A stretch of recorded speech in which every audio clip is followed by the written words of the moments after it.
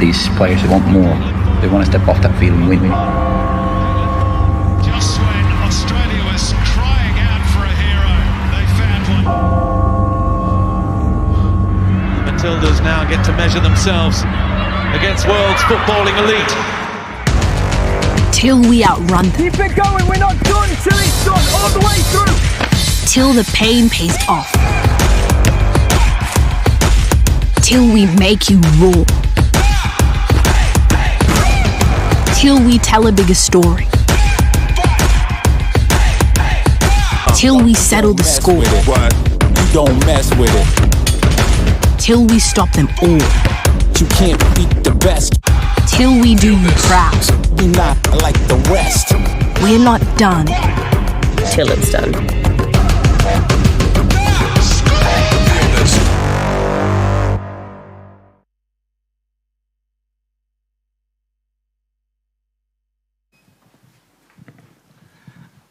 Thank you. I just wanted to say that this is an extraordinary opportunity.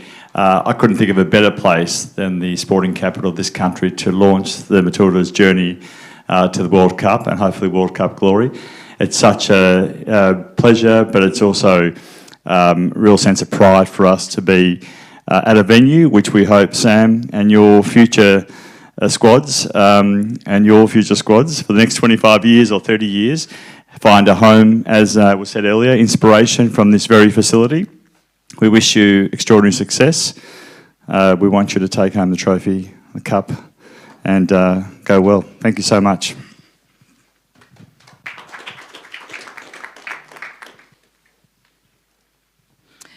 Thanks very much, Minister. Today, the 23-player squad for the FIFA Women's World Cup for our home World Cup has been unveiled. To speak to the momentous day, we have CommBank Matildas head coach Tony Gustavsson and captain Sam Kerr. I'll start with you, Tony. Tell us your thoughts on the squad you have selected.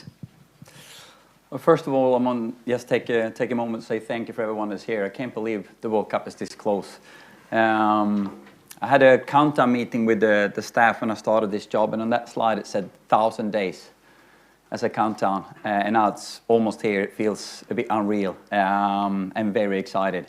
And talking about being excited, to announce these 23 players has been a very, very exciting but also challenging decision-making process for me and my staff.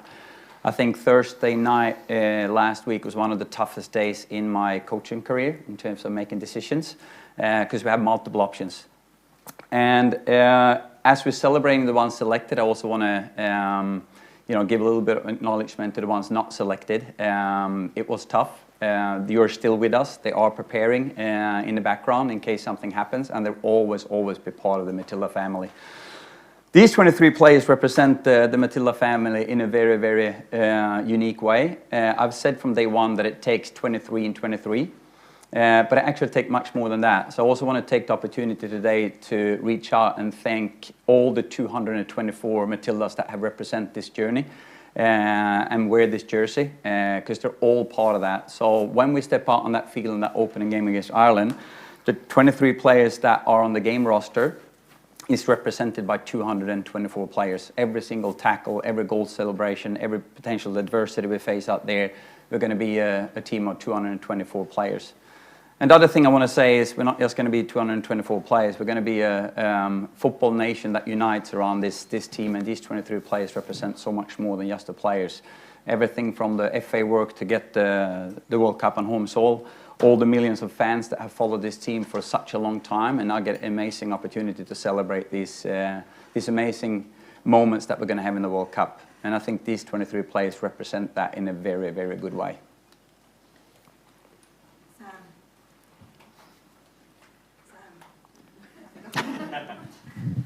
Another World Cup. Tell us your thoughts on your selection. Yeah, I'm very honoured. Anytime you go to a World Cup, whether it's your first or your third or your fourth, it's an amazing feeling. Something you can never, ever take for granted, and I never will. But to do it on home soil is, I mean, it's a once-in-a-lifetime opportunity for not many people. So I'm very, very honoured. And yeah, every time I talk about it, I get kind of emotional because I'm like, I can't believe in 20 days time or whatever it is that we're going to be hosting a Women's World Cup. When I started playing for the Matildas, I could have never dreamt of this. So I'm very honoured, I'm very excited, and just want to get started. Tracy Holmes. This question is for both of you. First of all, Sam, you talk about the emotion.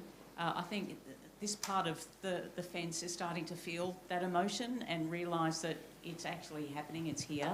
And so I want to know what each of the players are going through, and do you ride on different highs and lows in a 24-hour period? Do you help each other through that?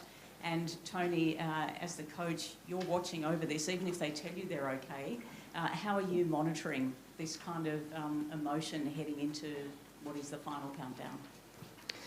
Yeah, well, I think like you said, it's up and down. I mean, last Thursday when the squad was announced, it was, so exciting for some of us, and then you walk into the dinner room and it's an emotional roller coaster having to say bye to some of your mates. It's never easy, but I think coming back into camp today, everyone's so excited, the buzz is there, and it kind of feels like now's the time. I guess we've kind of been all fighting for a spot, and now we can really knuckle down and, put into this team and get ready for the first game, whereas before we've kind of been at clubs, been doing our own things, so it's been hard to kind of think about the World Cup and not get too far ahead of ourselves.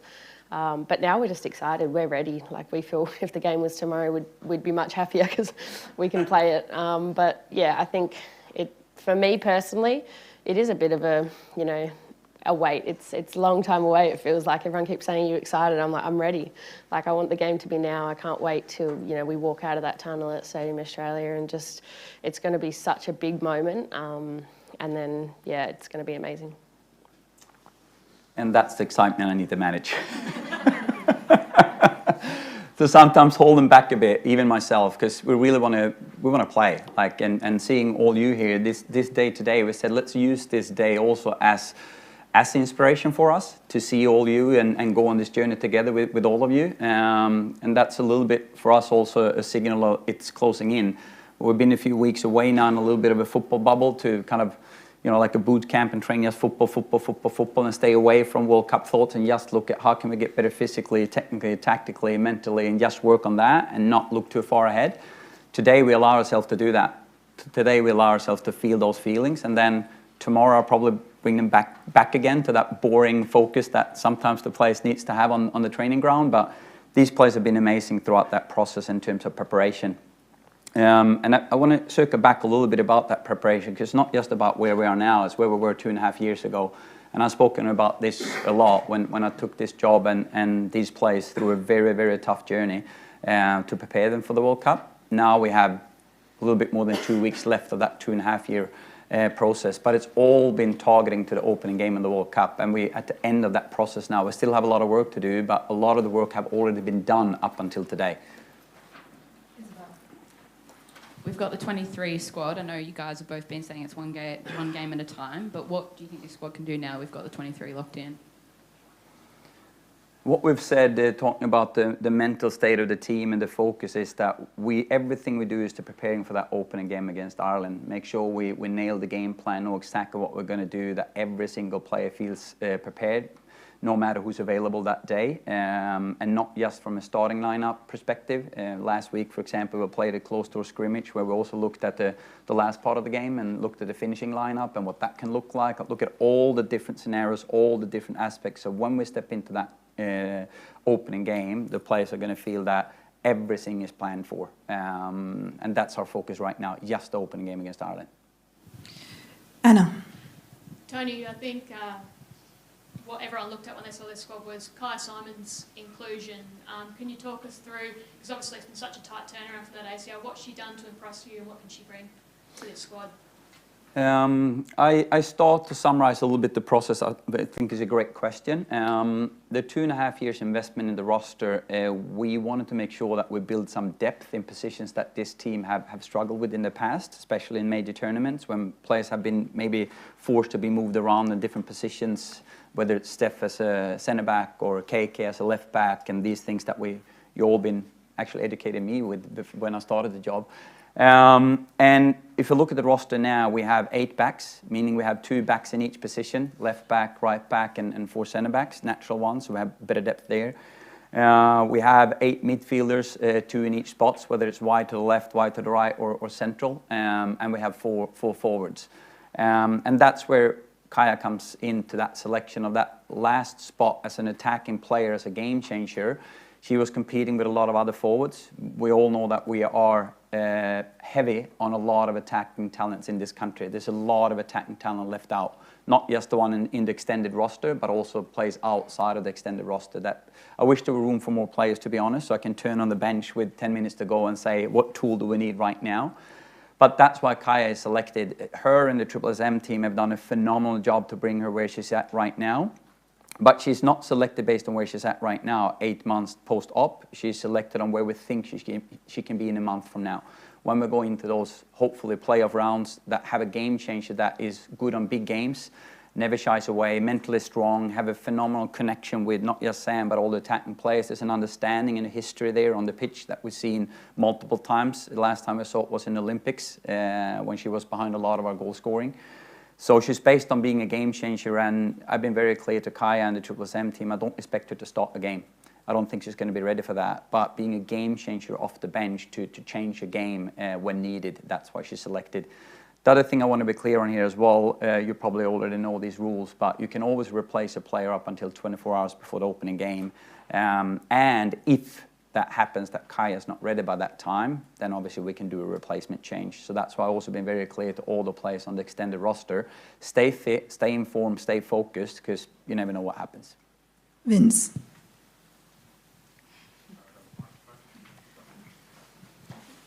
Thanks. Tony, just wondering if you could... There you are.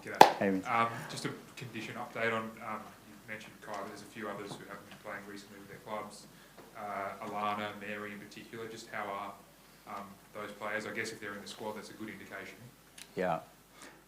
If you would have asked me that question a month ago, I would sit here and be really worried, to be honest, because we had multiple players with injury issue over the last 6 months, lack of playing time, maybe both availability and form could be a big question mark. When you ask me now, after having been able to train with them for 2 to 3 weeks, and the SSM team have done a phenomenal job together with the players to get them where they are. Today, when we left training, they're both training fully. They played some minutes in a scrimmage on Friday as well. So they are coming back, and we have another couple of question marks as well, as you know, with Tamika Jallup coming back from that foot surgery and Claire Polkinghorn coming back from an injury and such. But I have full trust in my SSM team, who've done a phenomenal job over the last 6 months. They've been busy. They've been very busy. What I will say though, and I want to be honest about that, I've said that from day one, we all know statistically that player availability and form is key for a team to be successful in a major tournament. Look at England that won the Euros last summer. They had every single player available for the whole tournament almost. And so player availability and form is important.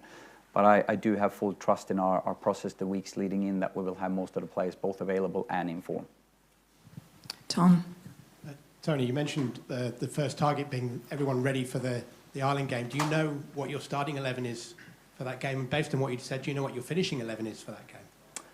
I have a very clear idea who's competing for a starting spot, and there's actually multiple of them doing that. I think Sam can attest to that in trainings, the rotations we've done and how many players we have actually tried out last couple of weeks. But I've also tried different ways of looking at a finishing lineup with different type of game changers. And we're going to go into this tournament with players being very clear on what their role is. And I want to be very clear on that. Being a game changer, finishing a game is not less important than starting a game. And I've said that over and over and over again. And look at the Tournament of Nations when we played in February. We won almost all the games from the bench, from game changers coming in and influencing the game. So right now, I don't know who's going to start and who's going to finish, but I have an idea, and we'll look at multiple options. And depending on the form on certain players come that day, that's going to influence my choice. Tony, is it on? Yep. Oh, okay.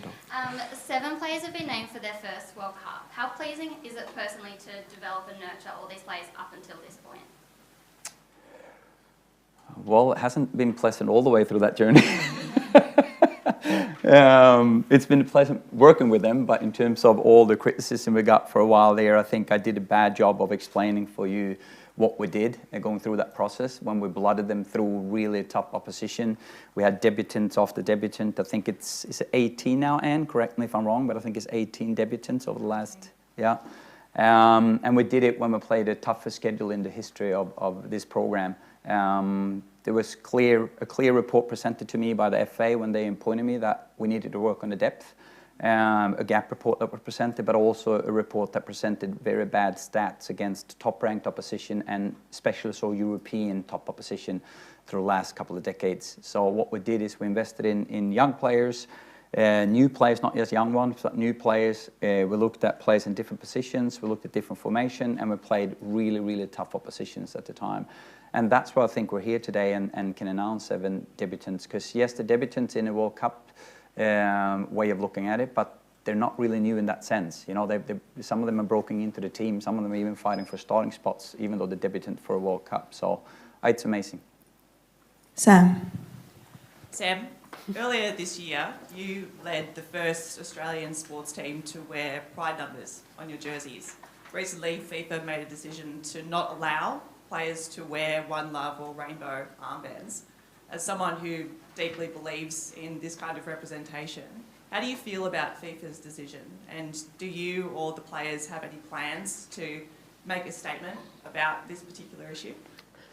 Yeah, well, I think firstly, we kind of expected it. The Men's World Cup, the Women's World Cup. Being honest, I kind of expected it. I didn't expect them to change it. But look, I think obviously we would love to wear it. Like most of the teams in the whole world, everyone has voiced that they would love to wear it. But I think you saw with the Men's World Cup, Harry Kane, for example, first game, if he had worn it, yellow card, he got a yellow card in the game, he would have been sent off. So for me, it's not worth the risk of putting the team at risk, putting the tournament at risk, putting everything at risk. And there will be multiple opportunities where we get to use our voice like we did in that game.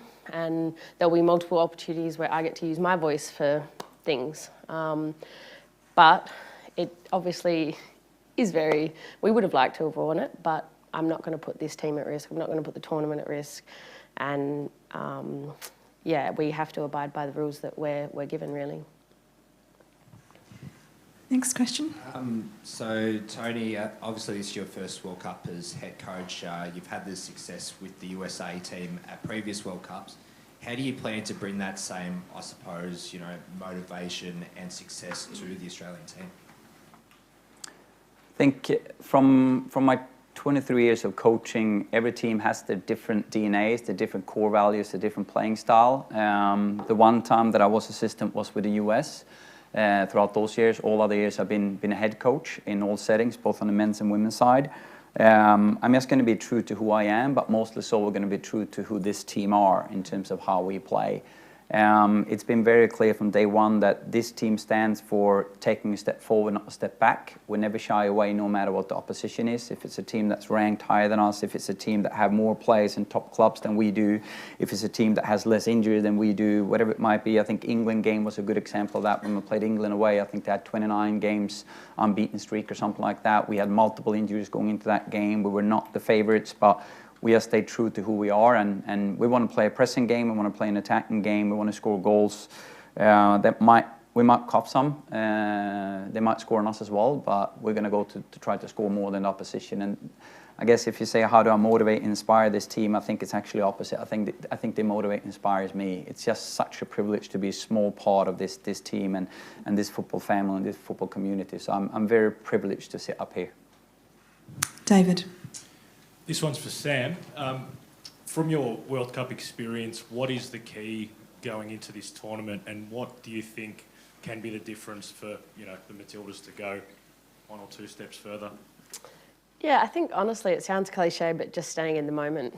I think there's been multiple times in games, previous World Cups, where I've looked back on myself or the team and I've thought, oh, we probably got a bit carried away there, or we probably, did too much or didn't do enough. So I think that's kind of what the last few weeks have been about, just staying in the moment, training and getting everything we need without the outside noise. And then while we're in the tournament, just enjoying it, like embracing you know, this is the biggest stage for us and it's on home soil, but staying in this little bubble that we have and just staying in the moment, I think you saw that, you know, we didn't have the best results a year ago, and then from, you know, gaining confidence and doing what we do, we've got some really good results. And I think, like Tony said, the England game was a really good, I guess, factor for us, winning with maybe 4 or 5 key players out. Not the favourites, but that's what we kind of thrive off. And I think Aussies love the challenge. So for me, it's just about staying in the moment and enjoying it, honestly. I think the biggest regret for me out of the last few World Cups I've been to is, you know, getting caught up in things, getting caught up in bad pass, bad touch. You know, football's such a up and down game that it's just staying in the moment. And I think at the Olympics we really did that well and we just fell short. So hopefully we can, you know, do a little bit better this time. Steph. Another one for you, Sam. Claire Polkinghorne, 156 caps for Australia, heading to a 5th World Cup. You'll be based in her hometown. What does it mean to you to have her on your side? Yeah, I mean, Polky, I mean, anyone in the Matildas team knows whenever you say Polky's name, it comes with an amazing career. But no, she's like, I don't want to say like the mum of the team, but she really is. She's been around for so long. She's someone that we all look to. She's such a leader, someone I've always looked to.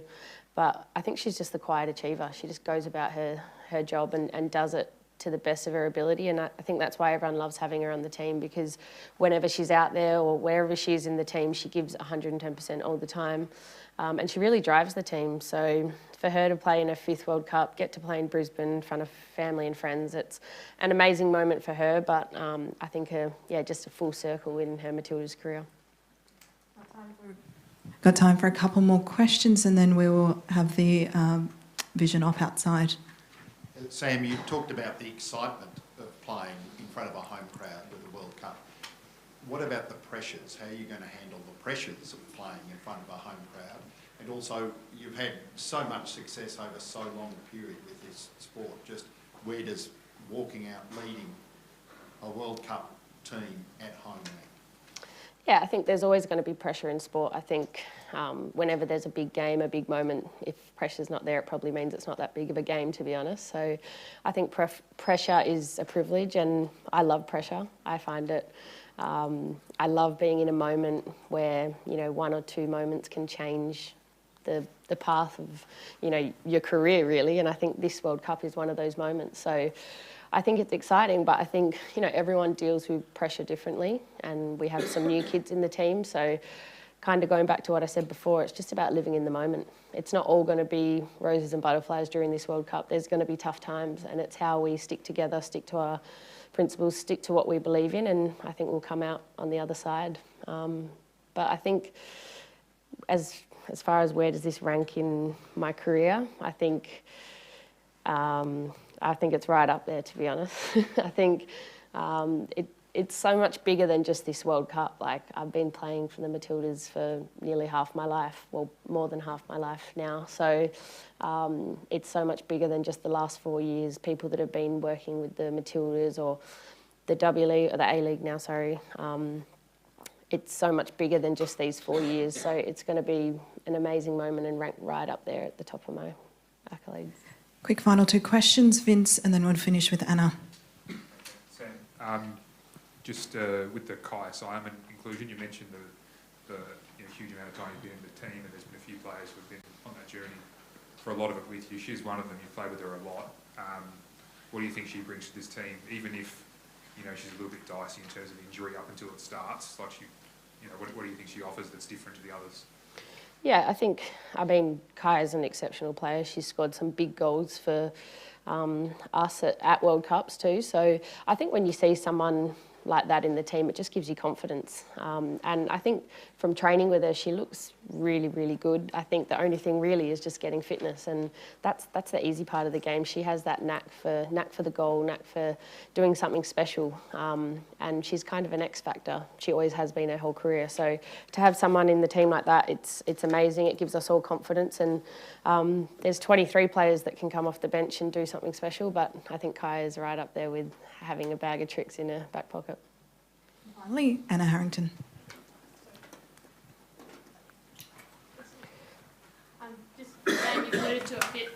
the pressure and having players who can play a role. We've seen in big tournaments in the past, teams really try and isolate you, make your life difficult. Do you feel like, one, you're in a position now where you know how to shrug that off, and also that you've got that support around you where you're not going to be so isolated, it's a much more fluid attack, and you're sort of able to be maximised in that sense, I guess? I think that's the great thing about being a striker. They can isolate me for 90 minutes, but really I only need one opportunity. And I think over the past year playing with Chelsea, I've really focused in on that. I think I've been really, really isolated, but being able to just, I guess, work on being alive for that one moment. And I feel like at Chelsea I've really succeeded. And, you know, I was the kid 12 years ago now going to my first World Cup and knew that, you know, they were looking at other players of, you know, Lisa Devine, Sarah Walsh, and I was like, oh, this is my opportunity to do something. So if two people are marking me, that means someone else is free. So it might be someone else's tournament to shine, and that's all part of being in the team. So whatever it takes to win, honestly, and if I take away two players, good for them. We've got electric speed everywhere else, and yeah, good luck to them. And on that note, that concludes the official squad announcement press conference. Thank you, Sam. Thank you, Tony. Thanks, everyone. We're going These players want more. They want to step off that field and win. Just when Australia was crying out for a hero, they found one. The Matildas now get to measure themselves against world's footballing elite. Till we outrun them. Keep it going, we're not done till it's done, all the way through. Till the pain pays off. Till we make you roar. Till we tell a bigger story. Till we settle the score. You don't mess with it. Till we stop them all. You can't beat the best. Till we do you proud. We're not like the rest. We're not done till it's done.